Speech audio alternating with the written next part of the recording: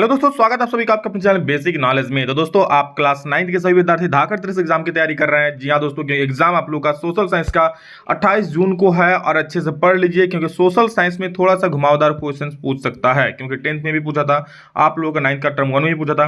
तो चलिए देख लेते क्या क्या सवाल है, और आप लोग काफी ज्यादा महत्वपूर्ण, इसके बाद बहुत सारे महत्वपूर्ण क्वेश्चन आएंगे। लेकिन हाँ, उससे पहले चैनल को सब्सक्राइब जरूर कर लीजिए ताकि हर एक वीडियो देख पाए, और एक नेक काम दोस्तों जरूर कीजिए, आपके जितने सभी दोस्त हैं सभी को शेयर जरूर कीजिए ताकि उनको भी पता चले, उनका भी अच्छा हो। किसी का अच्छा करने से आपका जरूर अच्छा होगा, डायरेक्टली इनडायरेक्टली जरूर अच्छा होगा। चलिए शुरू करते हैं, और याद रखिए कि हो चुका है आगाज रन का, युग बदलने की तैयारी, और जीत उसी का होगा जिसका संघर्ष जारी। जो मेहनत कर रहे हैं, जो पढ़ रहे हैं, आप लोग जिस वीडियो को देख रहे हो पेशेंस से, बिल्कुल आप लोग जीत निश्चित है। एग्जाम में बहुत बढ़िया नंबर आएगा। तो चलिए शुरू करते हैं, सारे सवालों को देख लेते हैं। पहला सवाल है, धुरी शक्तियों में मुख्यतः कौन कौन से देश शामिल है। तो दोस्तों, धुरी शक्तियों में आप लोग देख सकते हो जर्मनी, इटली, जापान। देखिए, जब विश्व युद्ध हुआ था ना, तो जर्मनी, जापान, इटली, इन लोगों का जो सपोर्ट किया था, ठीक है, उन लोगों को धुरी शक्ति कहा जाता है। मतलब ये लोग एक तरफ था और इसके ऑपोजिशन में दूसरा तरफ था, दोनों में पूरा मारपीट हुआ। तो जो इधर था ना, इन लोगों के पार्टी में जो था, उनको धुरी शक्ति कहा जाता है। तो मेन कौन कौन देश था? जर्मनी, इटली और जापान मुख्य धुरी शक्तियों में शामिल थे। नेक्स्ट क्वेश्चन, स्लीपर से आप क्या समझते हैं? तो देखो, रेल की पटरी के आर पार लगे लकड़ी के तख्ते जो पटरियों को उनकी जगह पर रोके रखते हैं, उन्हें स्लीपर कहते हैं। देखते हैं, आप लोग देखे होंगे कि इस प्रकार रेल का पटरी होता है ना, मान लो ये एक है, ये रेल का पटरी है। अब देखोगे यहाँ नीचे में लकड़ी का पट्टा लगा रहता है, इस प्रकार से लगा रहता है ना, और इसके ऊपर ये पटरी रहती है इसके ऊपर। तो इन्हीं लकड़ी के पट्टों को दोस्तों स्लीपर कहा जाता है। ठीक है, वही लिखा है कि रेल की पटरी के आर पार लगे लकड़ी के तख्ते जो पटरियों को उनकी जगह पर रोके रखते हैं, उन्हें स्लीपर कहा जाता है। निर्धनता रेखा से आप क्या समझते हैं? तो निर्धनता रेखा गरीबी मापने की एक रेखा है। जी हाँ, उसी से निर्धनता का रेखा से नहीं मापता ना, कि जो निर्धनता रेखा से नीचे है वो गरीब है, जो उससे ऊपर है वो बस अमीर है, जो भी है। तो निर्धनता रेखा एक गरीबी मापने की एक रेखा है। एक यहाँ उचित लिखना, ठीक है, एक उचित आमदनी से कम आमदनी होने पर उसे निर्धनता रेखा में रखा जाता है। सिंपल सा बात है। सार्वजनिक वितरण प्रणाली से आप क्या समझते हो? देख लो, केंद्र सरकार भारतीय खाद्य निगम के द्वारा, यानी कि एफसीआई यानी कि फूड कॉर्पोरेशन ऑफ इंडिया के द्वारा किसानों से अधिप्राप्त अनाज को विनियमित कर राशन की दुकानों के माध्यम से समाज के गरीब वर्गों में वितरित करती है। आप लोग देखे होंगे, राशन तो मिलता ही है ना। जी हाँ, आप जाते हो कोटा चावल लाने 10 किलो, 15 किलो, 20 किलो, ठीक है। कुछ दिन पहले एक फोटो आया था कि बुलेट में चढ़कर राशन लाने जा रहा है। बताओ, बुलेट में 2.5 लाख का बुलेट लेके घूम रहा है और राशन खा रहा है। तो ऐसे नहीं करना चाहिए। जो सक्षम है उसको नहीं लेना चाहिए। तो देखो, यही चीज़ है कि भारतीय खाद्य निगम के द्वारा किसानों से अधिप्राप्त अनाज को विनियमित कर, मतलब केंद्र क्या करता है, फूड कॉर्पोरेशन ऑफ इंडिया क्या करता है कि खनाज जो अनाज होता है उसको अपने पास इकट्ठा करता है, और उसको फिर क्या करता है, भारत सरकार राशन के दुकानों के द्वारा माध्यम से जो समाज के गरीब तबके के लोग हैं उनमें वितरित करती है। इसे सार्वजनिक वितरण प्रणाली कहते हैं। मतलब जो आपका राशन का दुकान है ना, जो कह सकते हैं डीलरशिप, वही सार्वजनिक वितरण प्रणाली है। समझ गए? जिसमें गरीबों को अनाज दिया जाता है मुफ्त में या फिर बहुत ही कम दामों में।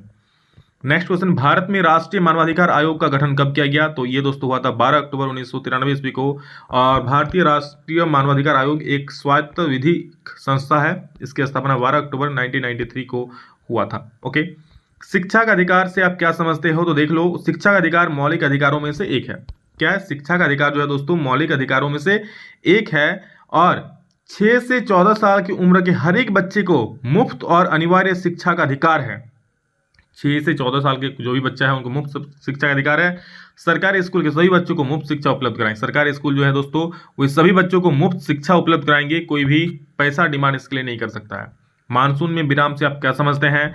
तो मानसून में विराम का अर्थ है वह शुष्क समय जिसमें वर्षा नहीं होती, कुछ ही दिन मानसून वर्षा होती है फिर रुक जाती है। मतलब क्या मानसून में विराम मतलब क्या? मानसून मतलब बरसात होना, बस उसमें बरसात नहीं होगा तो हो गया मानसून विराम। मतलब मानसून का रुक जाना ही मानसून विराम कहलाता है, ऐसा भी कह सकते हो। ठीक है, तो मानसून विराम का अर्थ क्या है? शुष्क समय मतलब सूखा समय जिसमें वर्षा नहीं होती है, और कुछ ही दिन मानसून होती है फिर रुक जाती है। नाजी पार्टी का संस्थापक कौन था? इसको दोस्तों नाजी पार्टी या फिर नाजी पार्टी भी बोला जाता है।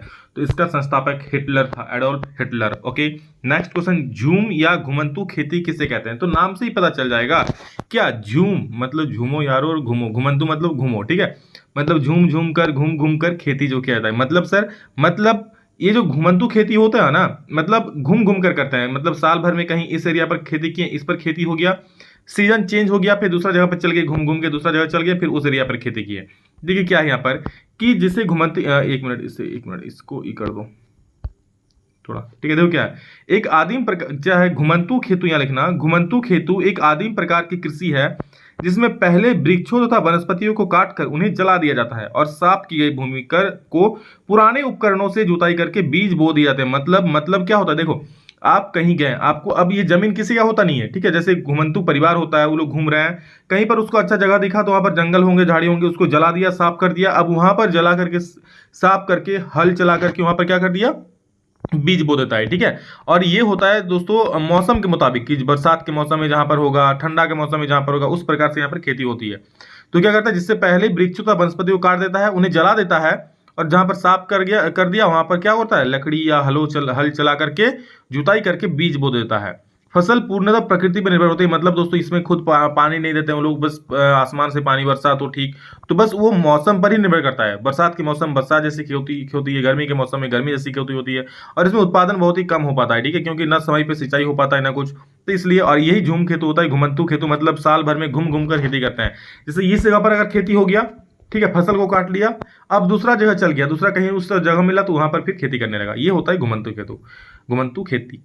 अब समझ जाओ, देखिए थोड़ा पेशेंस से वीडियो को देखोगे तो समझ जाओगे, रट के कोई फायदा नहीं है, समझ जाओ यार, बहुत काम आएगा। निर्धनता की परिभाषा लिखिए, तो क्या है, निर्धनता का अर्थ उस रासायनिक प्रक्रिया से है, ठीक है, रासायनिक प्रक्रिया,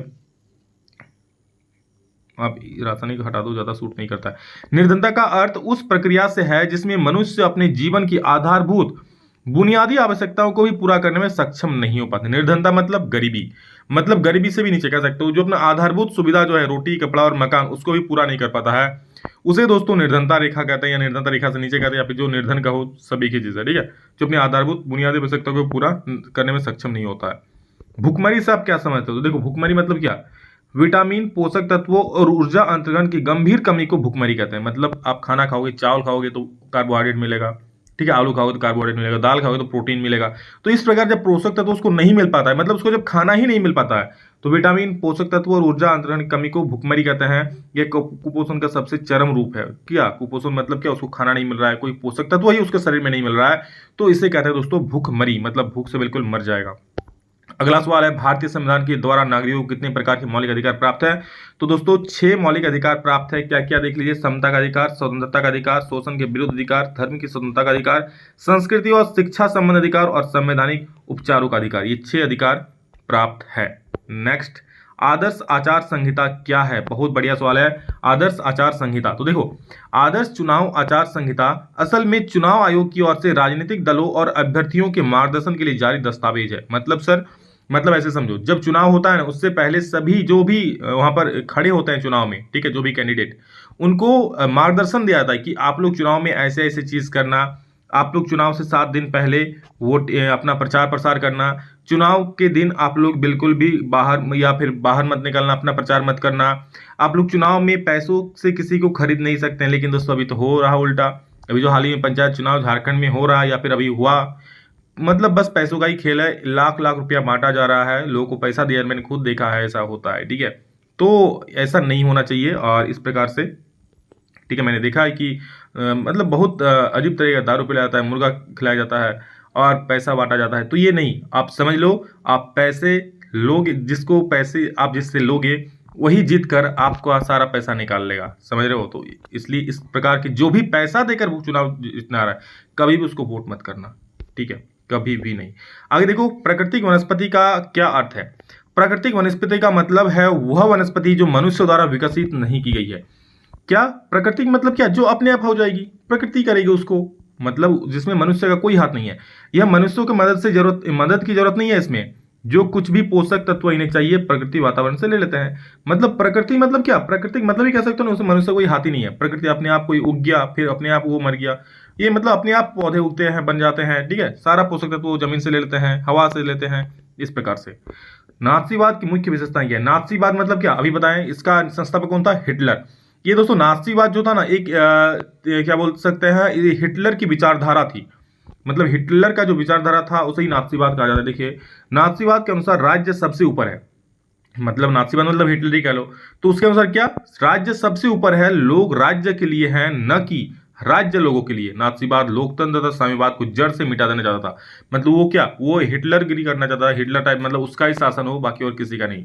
नाथसीवाद के लिए क्या था, राज्य सबसे ऊपर है, लोगों का कोई उसमें मोल नहीं है, लोग राज्य के लिए है, ठीक है। मतलब उसमें राज्य का वैल्यू है, लोगों का नहीं। राज्य के लिए, राज्य लोगों के लिए नहीं है। इस प्रकार से उसका कुछ सोच था, बहुत ही घटिया। तो दोस्तों ये था कुछ आप सभी के लिए बहुत ही महत्वपूर्ण क्वेश्चंस। हर एक क्वेश्चंस को देख लीजिए और कुछ भी डाउट तो कमेंट में जरूर बोलेगा, मैं उसका रिप्लाई करूंगा, ठीक है। इसके बाद और भी बहुत सारे वीडियो आए, उसके लिए चैनल को सब्सक्राइब कर लीजिए ताकि हर एक वीडियो को आप लोग देख पाओ और अच्छे से एग्जाम में नंबर ले पाओ। चलो अभी के लिए इतना ही, नेक्स्ट वीडियो में जल्द ही, तो जय हिंद।